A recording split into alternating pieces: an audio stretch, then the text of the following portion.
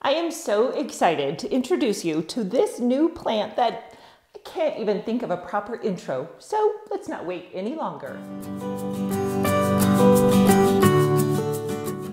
I'm Cece with One Green Pea. I make videos to educate and entertain and inspire you to live your plantiest life. Today's Meet the Plant episode is on this newer to me plant, the Ficus Triangularis. Typically, when I do these Meet the Plant episodes, I like to have had the plant in my collection for some time so that I can give you firsthand experience. But I was so excited to have this plant in my collection that I thought I would share with you the research that I've done and we can learn together. The ficus family is quite large, and I actually have a lot of them in my collection. I have Ficus lyrata, fiddle leaf fig, Ficus elasticas, the rubber trees, weeping fig, Ficus benjamina, Ficus umbellata. Just added an Audrey. So my new Ficus triangularis is in good company.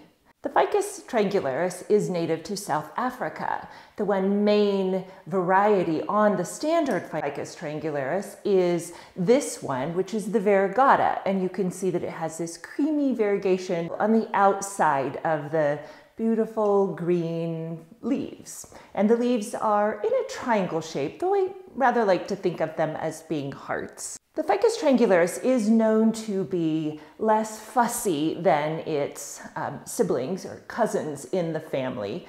I would liken it most in its care needs to the weeping fig or the Ficus benjamina due to the smaller leaf size and its proclivity to dropping leaves when it's unhappy with any of its care.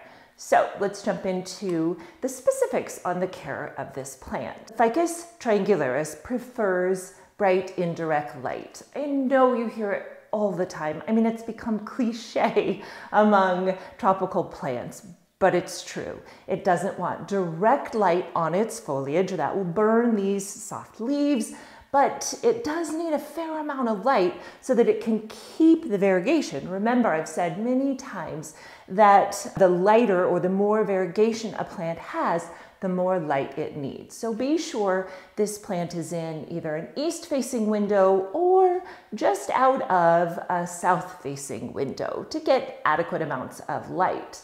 If it's getting too much light, then, like I said, you'll burn the leaves, and not enough light, the variegated version is going to start to lose some of the yellow, and it will do what's called revert back to solid green.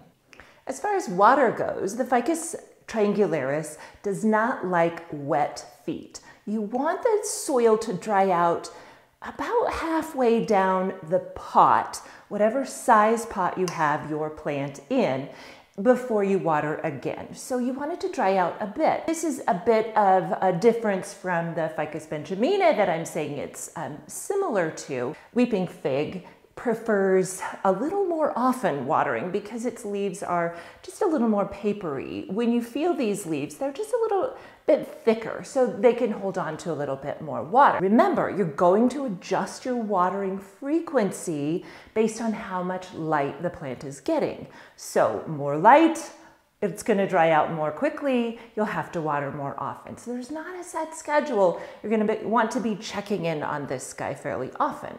The Ficus triangularis is not a huge feeder, but I'm going to keep it on my standard fertilizing system that I do with the great majority of the rest of my plants. And that is to feed a liquid fertilizer, very, very, very small amount each time I water. So there's just regular nutrients being put into the soil. That's not necessary, it's just my preferred way. The Ficus triangularis likes to dry out, so it needs an airy, chunky soil mix. My standard tropical mix works perfectly for this plant.